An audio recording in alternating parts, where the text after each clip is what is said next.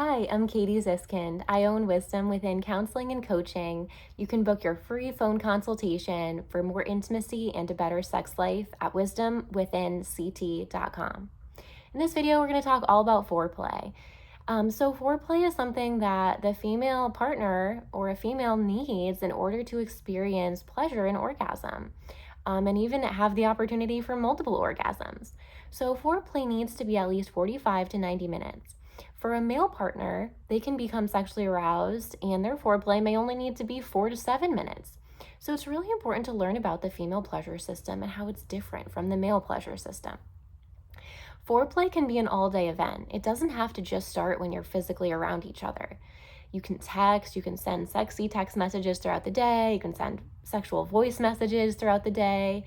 There can be photos, emojis, all different parts of creating a mental source of foreplay when you're not physically together. You can talk to your partner about what you would like to do to their body and how you would like to pleasure them once you do see them later in the day. You can also talk about a sexual fantasy.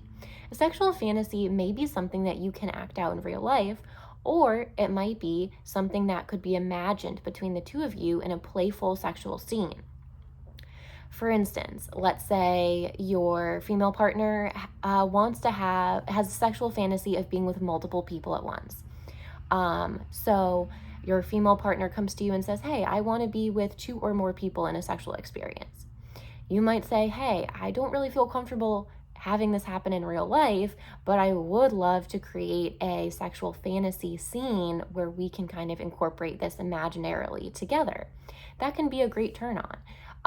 You can also have a sexual fantasy conversation around a past super amazing orgasmic sexual activity that you guys have had together. So you can say, "Remember when we were here? Remember when you touched me here? Remember when this?" And build off of a past positive sexual experience together, in kind of creating foreplay for the next sexual experience. Part of foreplay can also be talking to your partner about what they like on their body. What areas do you like touched? How much time do you want me to spend on this area? You can talk about kinks and fetishes. You can talk about, praise. Praise kink is pretty common. A lot of people like to, be told they're a good girl or a good boy. And, this can be something that you bring into foreplay. It doesn't have to just be when you're, acting in sexual ways, in person physically together. Foreplay can also be, role playing, taking on a role that you might normally have. So, power dynamics can be really turning on, a big turn on for people. So, we have like the typical scenario of like the boss and the employee. So, one person could be in a more dominant role, one person can take on a more submissive role. Usually, submissive roles can be really positive for people that have to be in a very responsible role in life. So, in real life, someone who might like to be in a submissive role may be stuck as like a CEO of a company, or, have to be in, on all the time. So, being kind of, tied up or restrained, or, even an imaginarily role, having to be in a powerless position, like an employee versus their partner being a boss in a play scenario, can be a turn on. And so you can play with power dynamics in a consensual way. You can also spice up your foreplay with sex toys, sending your partner a picture of the sex toy you want to use with them later, or, sending a flirty text of, "I loved when we used this." Teasing and edging can be really fun parts of foreplay. And we can go into these more in a later video, but teasing, sexual play, really building that hype is gonna be super fun. This is something that only you and your partner get to share with each other. So why not make it fun and, kind of a process of seduction and sensual energy? When you are together, of course, we have exploring the erogenous zones. So massaging one another can be a wonderful part of foreplay. Making out, elongating making out, and French kissing. So often we're just getting a peck on the cheek, and so telling your partner, like, "I love it when you make out with me and I want to kiss you," and, the kiss doesn't have to just end after one little peck. You can kind of have this energetic chemistry of, maybe your partner pulls away when they're done kissing you, and you like go back in and you start kissing them a little more, and then they come kind of energetically towards you and start kissing you more. And maybe you switch from your partner's lips to like nibbling on their earlobe, or whispering something really sexy into their ear, letting them know they're desired and wanted. And so I really like to slow down a little bit. So often we're just rushing right to penetration, and we need to slow down and truly enjoy and like dive into the pleasure of the enjoyment of slowing down. Another thing that you can do in foreplay is watching pornography or a sexy movie together. That can stimulate mirror neurons to help both people shift out of like work mode or childcare mode or parenting mode, and shifting into, hey, I'm going to receive sexual pleasure and I'm going to give sexual pleasure.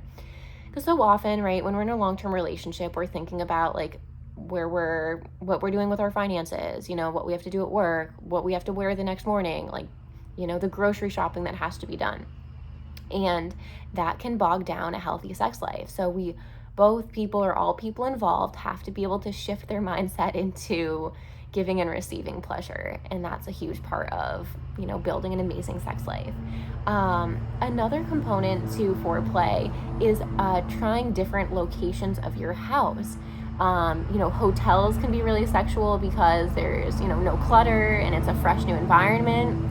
You can also, kind of, let's say, start on your couch, move to the floor, move to the kitchen, move to the bathroom, move to the bedroom, right? Like, it doesn't just have to be in the bed in the same position every time.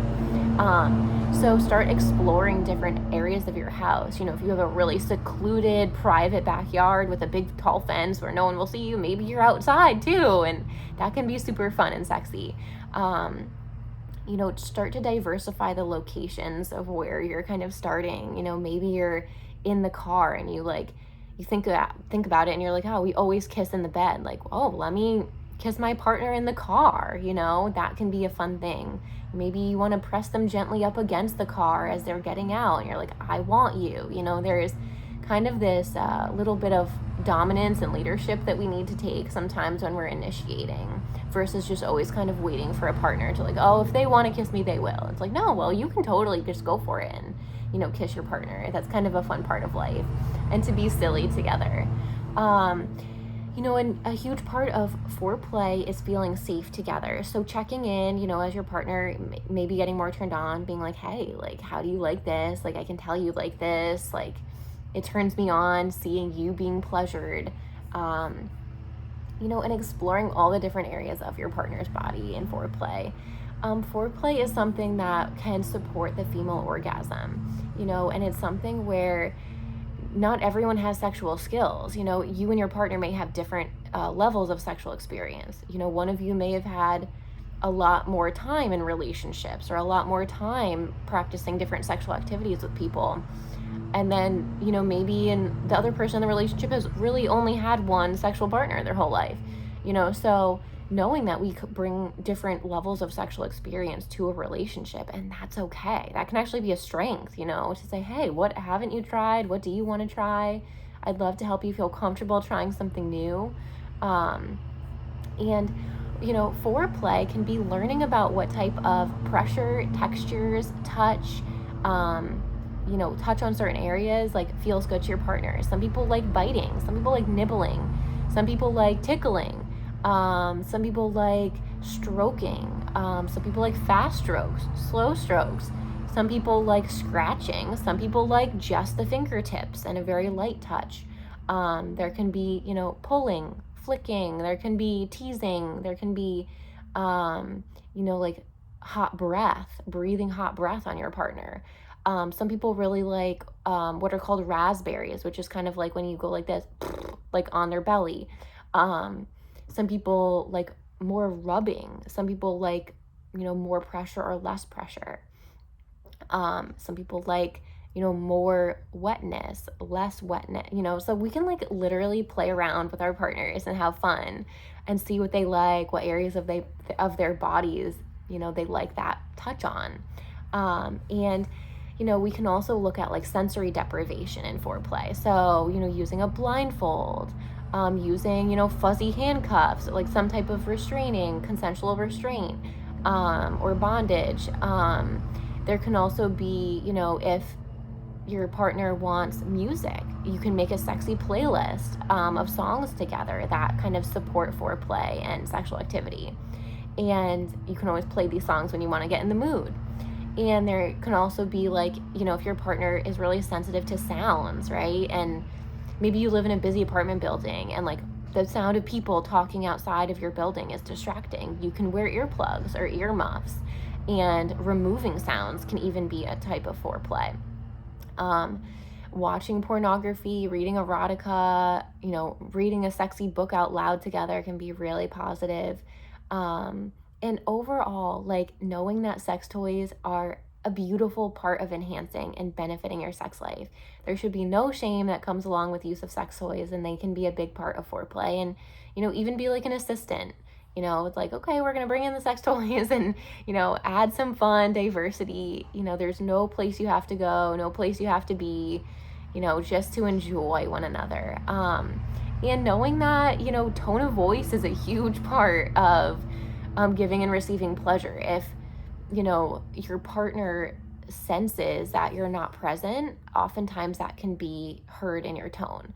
If your partner senses that you're critical or anxious or insecure, just like not really there, you can hear that in tone. So make sure that you're using like a fun, playful, sexual tone of voice versus like, being in parent mode, tone of voice. And sometimes like, more of a disciplinarian tone of voice, or like a dominant leadership tone of voice where, kind of you're telling your partner what to do in a consensual way, can be really sexy. So talk with your partner about kind of what turns them on.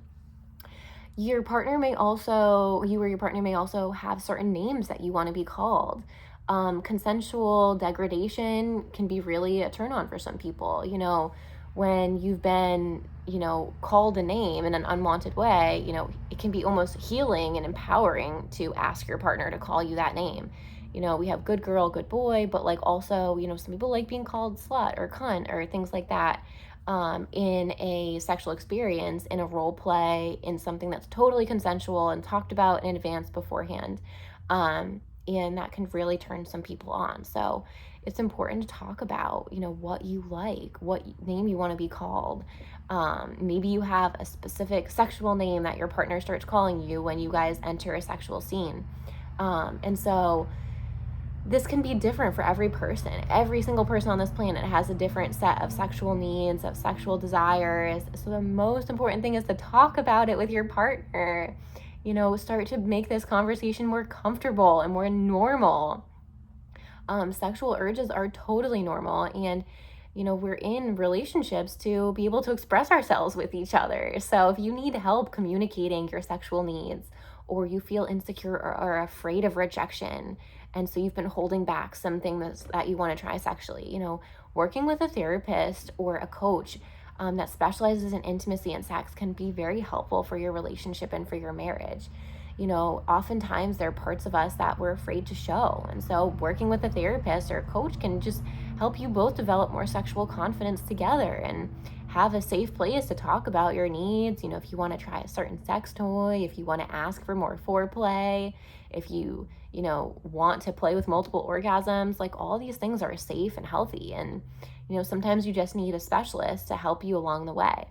So if you're looking to improve your intimate life and improve your sex life, we would love to help you at Wisdom Within Counseling and Coaching. You can book a free phone consultation to learn more about foreplay, orgasming, and desire at wisdomwithinct.com. That's wisdomwithinct.com. I'm Katie Ziskind, the owner of Wisdom Within Counseling and Coaching, and I hope you enjoyed this informational video.